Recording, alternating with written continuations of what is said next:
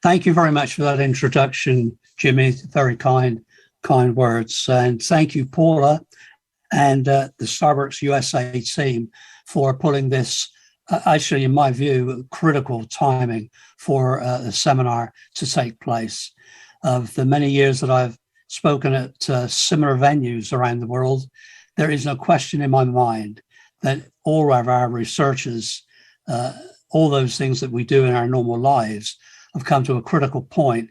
This is a crucial time to discuss where we have come and where we are going. So I do thank you very much for this opportunity. And you'll see that in the background of some of my presentation, you'll see on the screen a few evolving patterns of the crop circles with very little commentary. That really has been done.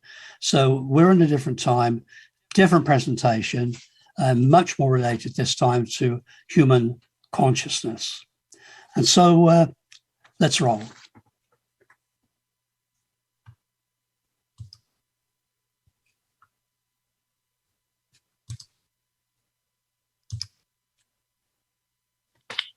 In every aspect of our lives, we have very limited time to show a better side.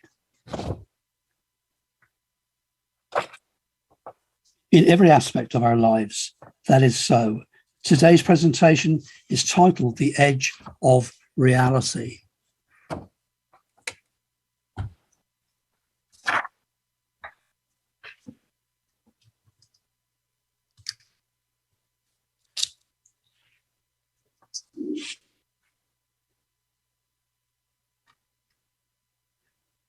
Today's presentation is titled The Edge of Reality after the book I co-authored with my wife, Cynthia.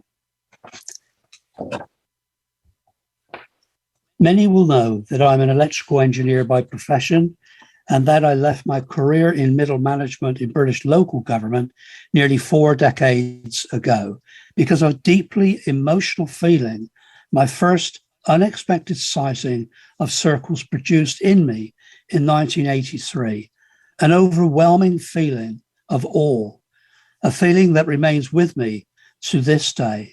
But now it is because of my research findings that I feel this way.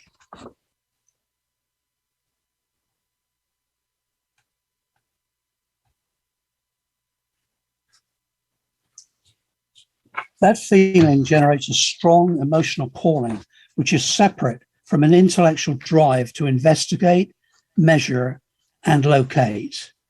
This strong emotional feeling comes from the heart, not the mind. This I want to emphasize. It has become clear to me that this difference is important. That feeling led me ultimately to leave my profession and my country, as well as my family in the UK.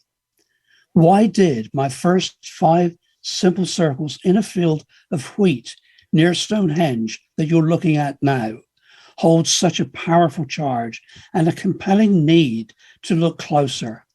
These were simple circles that I termed crop circles.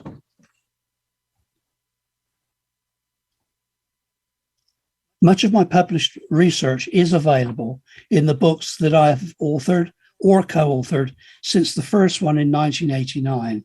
And that, fortunately for me, was an international best-selling book, Circular Evidence, that catapulted the crop circles into the media spotlight around the globe.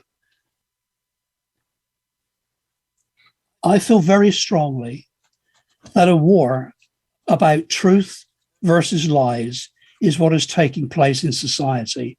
It is very important, which will have long-term consequences. In other words, we must defend the truth if we are to enter a better period. From the very beginning of my research in the early 1980s, there felt to be a call to consciousness. I began talking about it at venues around the world in the 1990s, which frankly didn't go down too well.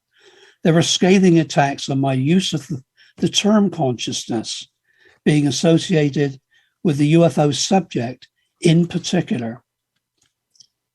Along with a couple of other researchers, one being Dr. Stephen Greer, for example, we were accused of turning the UFO subject into a subset of the new age. It is gratifying after all these years to see that it has been accepted by many of the, many of the researchers involved here as the most productive route for research in a number of diverse high strangeness fields. However, it is now moving beyond consciousness being involved. It now raises the question, how should we respond to the calling? What are we being asked to do? The two elderly men who claim to have made some of the early crop circles, Doug Bauer and Dave Chorley, admitted to BBC television that it often felt like something was directing them to make crop circles in the 1980s. You can follow many other examples of such claims by others more recently, with researchers having similar experiences. You can read about these in On the Edge of Reality. There have been many carefully recorded examples, events taking place, seemingly in response to meditation, prayer, or intuitive direction. As I have already said, these have been observed by researchers and artists who make crop circles. Many of the human circle makers agree with me, and indeed have said so publicly.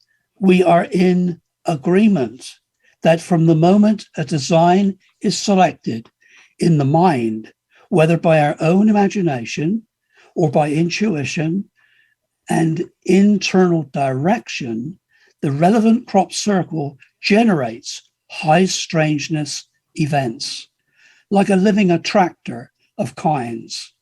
That, I believe, is the calling for sincere interaction to begin. A call to notice, acknowledge, and react. The question now is how to respond. What are we being asked to do? The feeling I've referred to has become more of an agitation, which gives me the sense that another shoe is going to drop, or that something should be happening that is not. Did we miss something of importance? Or is there a human aspect to this that somehow has been pushed under the carpet or overlooked? Just look for a moment at the way these patterns have evolved and what really, frankly, is part of a calling, in my opinion.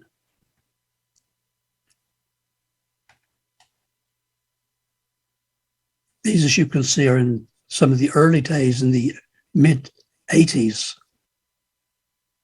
Very simple circles, the bottom left-hand side being one taken by the Ministry of Defence, who at the time were claiming they had no particular interest. Since then, I've had some collaboration and a sharing of material. The bottom right also was part of an exchange with the Ministry of Defence in Great Britain.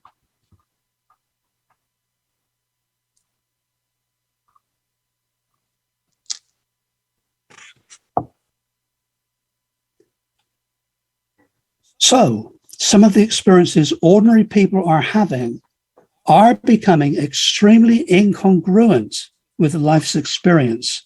What does that mean? When there is so little to measure it by. One of the best examples that I have personally experienced with a witness was the following, and that was with Cynthia, my wife. In the fall of 2007, Cynthia and I were driving through rural Wales, seeing a map on the screen there now, returning from my brother-in-law's funeral in Aberystwyth on the west coast of Wales, overlooking the Atlantic Ocean. There were very few places to grab a coffee in rural Wales, anywhere on the route. And so when we entered the little village called Crickhowell on the A479 highway, a very minor highway, we were delighted to see the tea rooms on our right as we drove south. You can see with the red marker here, the location of the little tea room is a very remote spot between Wales and southern England where we were driving to. And that is the tea room where we stopped.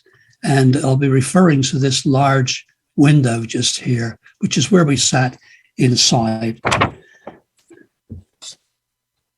It gave the impression, the tea rooms themselves gave the impression of being a former car sales garage, I would say, with a large glass window facing the narrow highway and a few trees opposite.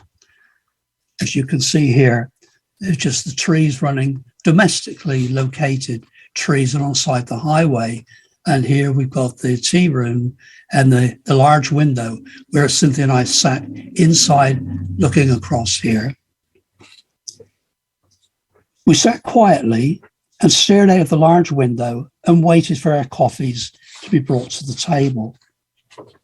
After a couple of minutes, my eyes were drawn to a small, solid black object just above the trees opposite and just above the trees here. This object was gliding at slow pace, parallel with the highway from the direction we had come and towards where we were heading. I didn't say anything to Cynthia as I was trying to discern what it was. When it got to within about 200 yards, maybe even less, and adjacent to the tea room, it appeared for all the world to be, I was convinced, in fact, pretty well at that point, that it was a black plastic garbage bag caught in air currents. But it was on a steady and consistently level path, neither rising or falling, but slowly changing shape all the while. Something wasn't right. It felt like a performance was underway for us to see. I then noticed that Cynthia was also looking at it. When I asked, "What is that?"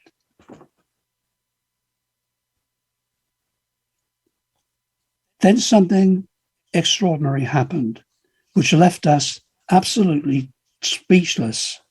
A flock of around half a dozen crows, which in the UK are known as rooks, appeared from nearby trees and made a beeline directly to the object and began dive bombing and attacking it. It was just above and slightly to the left of these trees in this area here, and less than 200 yards away. This was literally a view taken a few years later from the window. As it did so, the object became stationary and reacted by changing its shape in much more rapid succession, agitated by what was going on. That's as it appeared, and changing from a flat surface, much like a witch's flying carpet, to a perfect sphere. I had the impression that it was playing or teasing the hostile crows. This went on for a short while, a few seconds or so, much, I would say, less than half a minute. We went outside to be a little closer when the object moved away at right angles and increased speed towards the Black Mountains off in the distance.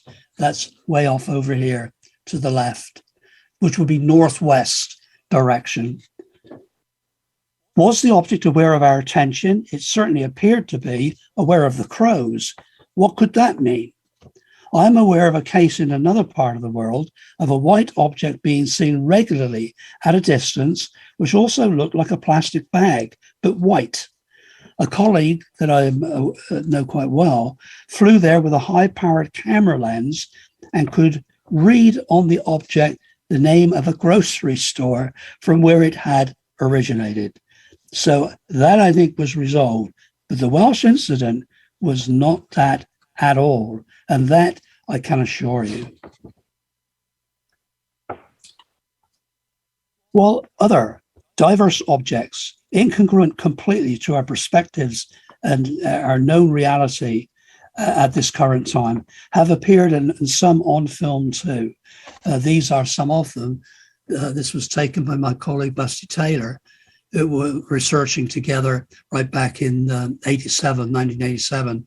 To the top left here is Nigel, Busty's son, young son at the time, was kneeling down, reacting. He's looking in the direction of a sound he could hear, and I'll come back to that in a second. But he didn't see these visually at the time, but these two, like black ribbon darts, I've called them, on the same consistent axis. They're sharing the same axis. They're different objects, but you can see the same family type, you might say, enlarged here, appeared on the film. And again, this is from Circular Evidence, the first book, 1987. Pat Delgado, my colleague, former NASA scientist, electromechanical design engineer, just here. I'm over here just in the frame, Busty taking the photograph. And we are all, as it happened, maybe coincidentally, in a triangular arrangement, myself, Pat, and something else here. There's an enlargement of the disc. And what I'm saying about a sound in the previous slide is that we reacted here, we all each remember this, that we were reacting to a sound like a thump, a bump on an empty box. You might hit your hand hard on a box and hear that thump. That's what it sounded like. And we had the direction too. It was directional. We didn't see anything at the time, but on the photograph taken at that time was this white disc. And another form that is seen and reported probably more often than any of them is this misty, white, vapory kind of arrangement just here. Not seen again there live when the shot was taken, but seen on the photograph.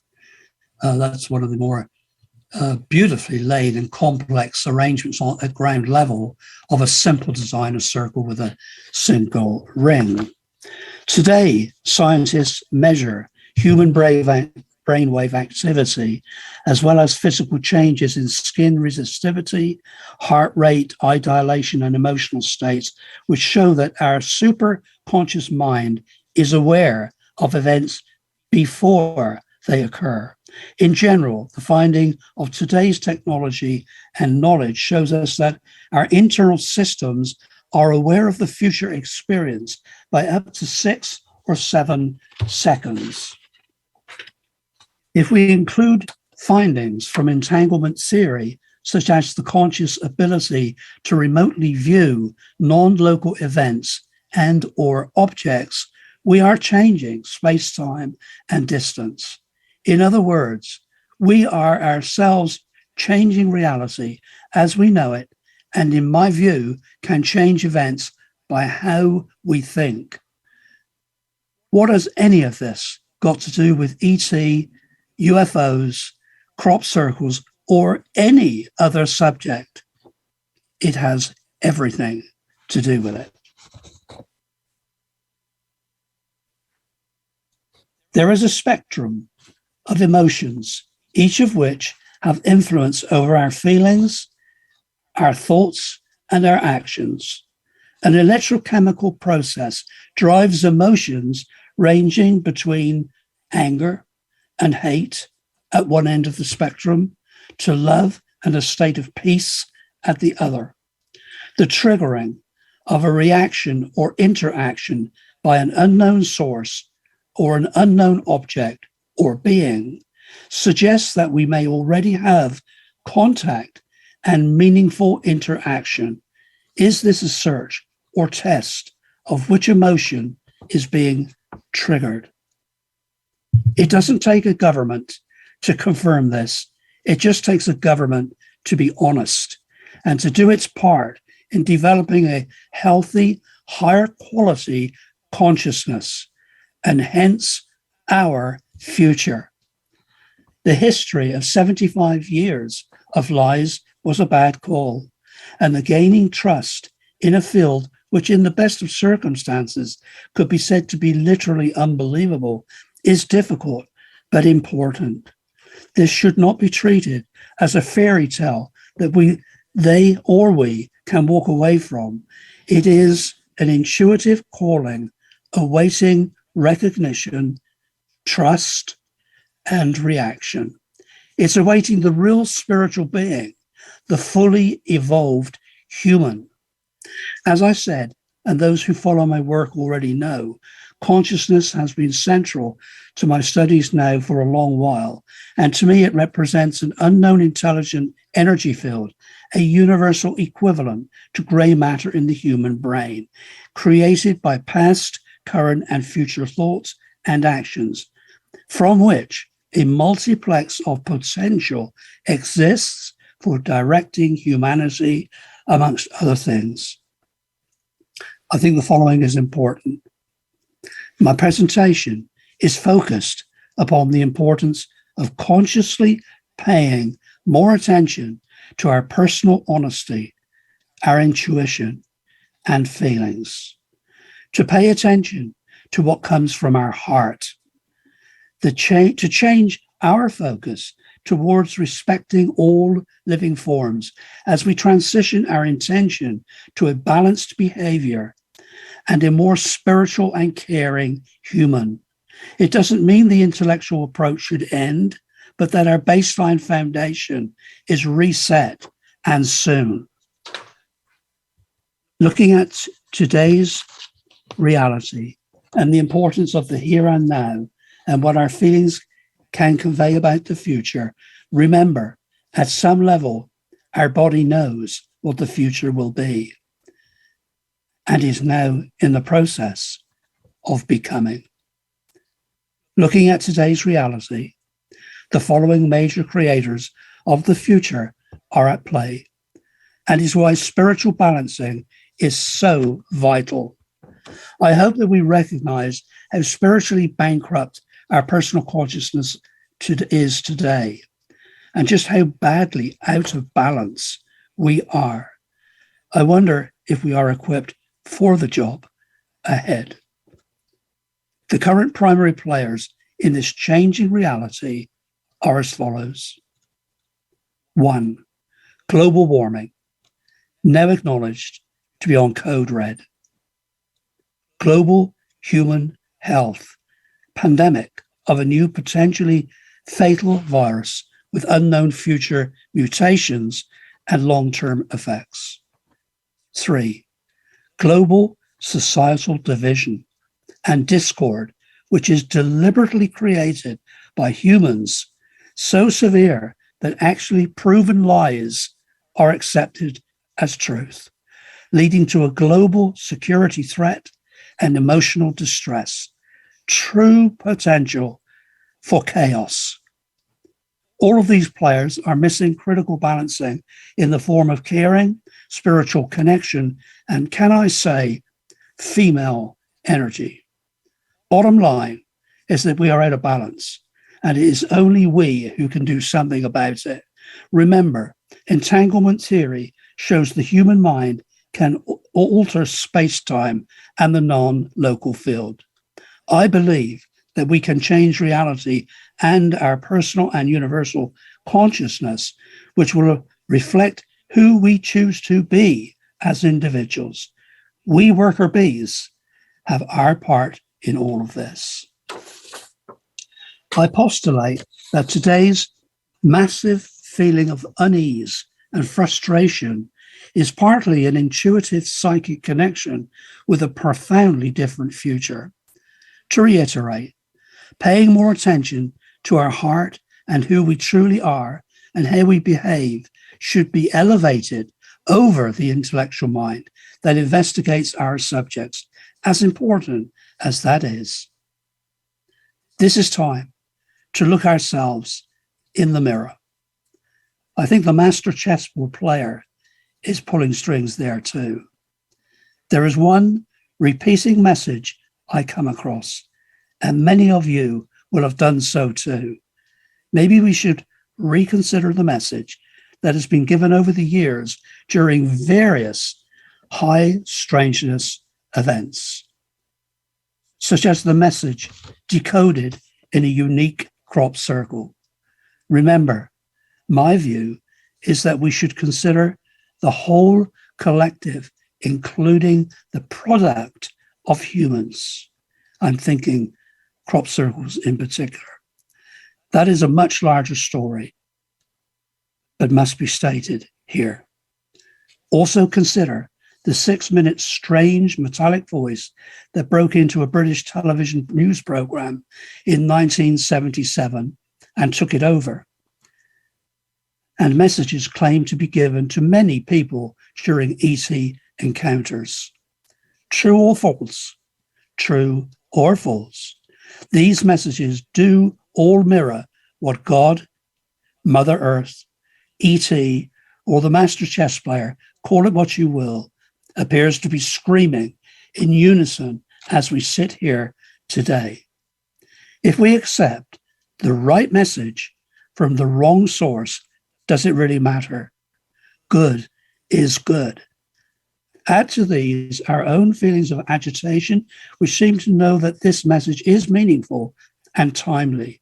Just before I read this message, it is worthy of note that the first crop circle to appear in the United Kingdom, one of the first, if not the first in the world, was in 1976, in the same area served by the television transmitter, which carried that strange voice to millions of viewers, 2 million actually, that night. And to add to the mystery, the famous abduction of UFO ET encounter by a Mrs. Joyce Bowles and friend Ted Pratt, which took place in November 1976 on a country track alongside that same field in which the first crop circle appeared. Yes, unbelievable coincidence, don't you think? In retrospect, it appears the stage for multiple events was set 45 years ago. There appears to have been many attempted intrusions into the human mind and interaction. Hoaxes and the genuinely unknown all presented themselves in what transpires to be a patient learning curve right here in our own backyard, not billions of NASA dollars or miles away on a distant planet, but right here, walking in our own footprints. I will read part of the 6-minute transmission of a mysterious voice, which I actually recorded live on the 6th of December, 1977. And that is another story. 4 government investigations took place into this, which was heard by an estimated 2 million, as I've said, in this specific part of southern England. And none of them uncovered a hoax, although they stated that they thought it likely was. Part of the message continued. Be still now and listen. This was in a metallic but recognizable English voice. For your chance may not come again. All your weapons of evil must be removed. The time for conflict is now past, and the race of which you are part may proceed to the higher stages of evolution if you show yourselves worthy to do this. You have but a short time to learn to live in peace and goodwill. Small groups all over the planet are learning this and exist to pass on the light of the dawn of new age to you all. You are free to accept or reject their teachings, but only those who learn to live in peace will pass to the higher realms of spiritual evolution. I end that clip. The whole of this can be heard on the internet in many places. The resultant effect, and this is back to my words, the resultant effect upon the past, present, and future has been navigated and created by many generations of humans and creatures of all kinds, and plants too. Many humans lost their lives in expressing and living these values. Our responsibility, indeed our obligation and survival at this 11th hour, is to imprint our personal consciousness with that which guarantees happiness and security, increased caring, love, and understanding ahead of intellectual engagement. What we see in our world today is a paradigm shift. In this rejig is the appearance of chaos and a brief opportunity to find the highest side of ourselves.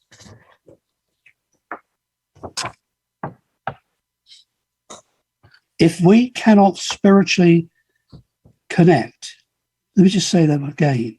If we cannot find spiritual connectivity between ourselves and Mother Earth, we enter a perpetual, holographic, self-repeating echo chamber of discord.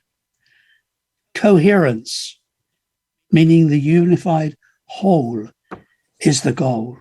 Unified love and peace.